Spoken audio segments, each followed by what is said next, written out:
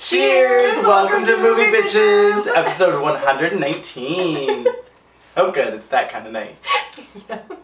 Yeah. So tonight we're reviewing The Dressmaker. Oh boy. This movie! Okay, I'm just gonna say up front, this movie is kind of amazing. This movie's kind of amazing. This movie is so weird. So, let's lay it down. Yes. It's this Kate Winslet movie where she's set in Australia and she is this woman who, of indeterminate age, who... We'll get there. Yes. So, she plays this woman who has come back to the very small town that she grew up in, where she was, like... A pariah. Yes, a pariah because she was accused of murdering a young boy when she was a child. Right. And now she's a fabulous continental dressmaker. This movie's directed by Jocelyn Moorhouse, who also directed How to Make an American Quilt, which is fabulous. And is a similar, like, doing ladies things that I love. Yeah. Are there multiple makeovers? Yes. If anything is to be said about me, if there's a film with multiple makeovers, I am there. I'm there. Like, I had a good time. Whether or not the rest of the movie is crap, I had a good time. Yep. So, there's a lot to unpack. Okay, so Hugo Weaving is in this film because it's Australian and it wouldn't be an Australian film without Hugo Weaving. He's the constable. Yep. Who is a cross-dresser? Yes. Transvestite. Yes. So much to talk about. Yeah. Oh, I don't even know where to begin. Okay, well this might set the tone. Okay. So the movie starts. Oh my god. It's darkness. And a woman is arriving. And her suitcase and her Singer sewing machine and her shoes and her fabulous coat. And the very first line of the movie is, "I'm back, you bastards." Basically deadpan to the camera. Essentially, yes. I'm back, you bastards. So Kate Winslet is like doing her best Joan Crawford. Yes. Like if this movie was made in the 50s, it would be It would be starring Joan Crawford. Yep. Who is much too old for the role. This is Kate Winslet. That's the point. Yeah. That's what I'm saying. Yeah. So like, okay, we'll just talk about it up front. Let's just get it out of the way. This is the weirdest part of the movie for me. Okay, so Kate Winslet comes back. Yep. So there's a series of flashbacks to like what really happened when they were kids. When did she murder this kid? Did she not murder this kid? When she was like 8 years old or whatever. No, they explicitly say that she's 10. Everyone else that was a child at the exact same time that she was a child is in their 20s. Yeah. And you're like, what's going on? Now, how old is Kate Winslet? 41. That's what I thought. So. Because also, mind you, they also then said 25 years since my boy died. So she should be 35. Okay. So I guess I could see Kate Winslet playing 35. The problem becomes when you have Kate Winslet, 41, playing 35. Yes. And Liam Hemsworth, 27? 26. 26, playing 35. Huh? Well, yeah, so like he's like, oh, I remember Myrtle when she was a kid. Myrtle Dunnage is back. Haven't seen her since she was a kid. Wonder how she turned out. Okay, if she was 10, you were an negative 5. You were not born. You were not in existence. Yeah. Didn't really care because I was like, get it, who cares? Even have your boy toy. But because it affected the plot, I was like, huh? Yeah, that's what I didn't care. No. I was like, what? I didn't care if they got together. Like, it could have been as simple as, oh, I've heard so many stories about you growing up here because I was not born when you were alive and this baby. Like, what? It didn't make sense. It didn't make sense. It was so unnecessary. So unnecessary. Yeah. It's a mystery. I don't know. So, also Liam Hemsworth is in this movie. Also, Liam Hemsworth is in this movie. Dare I say, his best work to date?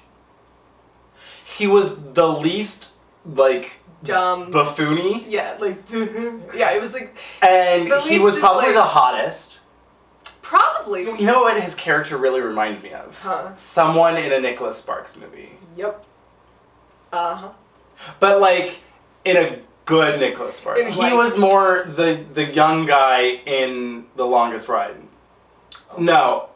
Wait. You're confusing movies. Which The Best one of are you Me. Best of Me. Best of Me. Yes. Yes. He's like the young He's best baby James with like Marsden. right with like the silos and like it was just that and vibe. like, I might be coming from nothing, but like I'm gonna make something out of Right, myself. like I'm a trailer park guy, but like I'm gonna take care of you, you know, like that kind of thing. Yeah. Yeah.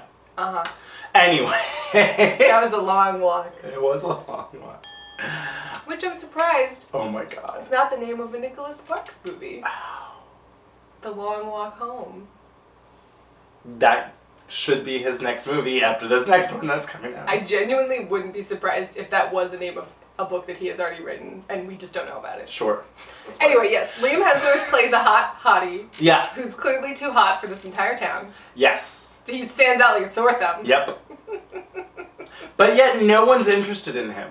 Right? You would think he would just be catnip. Like, it would be like, you probably haven't seen the movie Picnic, right? With William Holden and Kim Novak. Anyway, he's like a vagabond, and he rolls into this small town, and everyone is just like, oh my god. Like, they're losing their goddamn minds. And he's like working outside with his shirt off, and people are like, oh my god, we've never seen a man before. Like, they're losing their minds. That would be what this was. Yeah. That would be what this was. Yeah. I mean, Judy Davis kind of is. That's true. Oh my god, we haven't talked about Judy Davis, who plays Kate Winslet's mom. Oh my god. So Kate Winslet comes home to her ailing, crazy mother. Yes, she was just a real sassy bitch, and I liked it. I did too. It was really fun. Okay, wait. Like, do you remember that moment when Oh my god, are you gonna say what? Judy Davis steals the flask and Kate Winslet is like, did you steal his flask? And then she's just like, you. Oh my god, right? This movie's the tone of this, where she's like, For like a good 12 seconds, it's just like this shot of her being like, like I was expecting It was it was like a freeze pause. frame ending of like a Right. sitcom. You know, it was like, produced by Mitch Hurwitz. Like, it was like, you know, is this the Golden Girls? What's going on? It was great. And I couldn't tell if the tone was intentional. It is. It was, right? This movie is a comedy. Yeah. And then it becomes a black comedy. Yeah. Yeah. But then it worked. It kind of worked. It totally worked. I was like, oh no, I don't like this at all. Oh wait, I do. I love it. Like, Exactly. What's going on? Exactly. But then you're like, oh wait, no, you redeemed it. Yes, I'm on It board. works now. It works out. This movie is very like chocolat, fairy tale. Yep. You know, it's got a little bit of For Richer or Poorer in there. Was that Tim Allen, Kirstie Alley, Amish undercover movie? Oh, like You know what vaguely. And then she like vaguely. shows the Amish so they can wear colors in the fall. That's yeah. That sounds It's that story of this fabulous like outsider. her outsider comes into a small town and gives everyone a makeover. Yeah. That's the movie I want. It's Tu Wong Fu. It's every movie that I love. So anyway, she comes into town. Yes. Everyone's miserable and horrible. Yes. And she gives them all fabulous makeovers. And then everyone looks like they're in a Vogue fashion shoot. It's amazing. The town is just like, oh, here I am with this fabulous Right? dress. Like, Oh, it's just a Tuesday afternoon. hanging I'm out, in this cocktail dress. fixing this light bulb, but I got my cocktail dress on. Amazing. Wait, can we talk about when Hugo Weaving is like getting sexually aroused by touching fabric? And I was like, is this the Danish Girl? What's going on?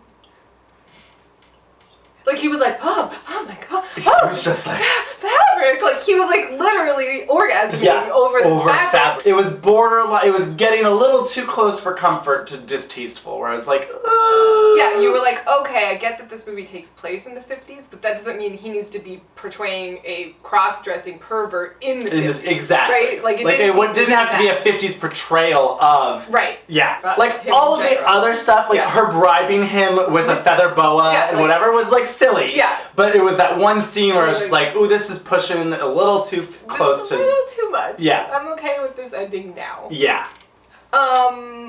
What's a mirror tree? Is that a thing? Do you know? That's not a thing. Is it a thing? She said it like it was a thing. There's And then I was literally like, there's like this scene where there's like a new dress, or no, he's trying on this fabric. He's like He's like, oh my orgasming over this fabric, and then he's like, I want to see myself, and like the mirror was dirty, and she's like, well, there's a mirror tree outside, and they all like run to the window and look, and they're like, there is a mirror tree outside. And then there's like a fucking tree with just like 10 mirrors all over it. But the way that it was set up, it seemed like Liam Hemsworth had just done that. I don't know. So It was so weird. This is my thought process. Okay. It seemed like Liam Hemsworth, as a present to Kate Winslet, had just set up the mirror tree because Kate Winslet was acting like, "What are you talking about, Mom? I don't know what's going on." And Judy Davis says it like, "Oh, well, we have a mirror tree outside, didn't you know?" What? What's a mirror tree? A tree full of mirrors, apparently. It was so weird. So weird. And I loved it. I didn't. You know what it was? This movie got it. Like, it gets it, right? Did. It was like fucking fabulous clothes, makeovers. Yes. Does Liam Hemsworth have a really, really, really long scene where his shirt is off and everyone was like, "Oh my god, look how hot he is. He's so hot. Oh my god, he's so hot." And you're like, yeah.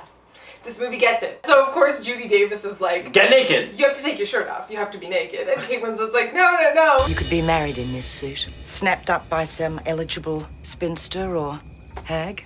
Trousers off too? Yes. No. And then Kate Winslet's having to, like, measure his body, and she's just like, oh my god, I'm freaking out. It was great. It was so funny. It lasted so long. So long, and I didn't mind it at all. No. I mean, why would you? But, so. Yes. Stop what you're doing right now. If you haven't seen this movie, stop, pause, put a pin in it. Go see the movie. Go see the movie, and then come back and watch the rest of this. Because there are some spoilers. It would change your whole experience, and we don't want to do that to you. No. PSA over.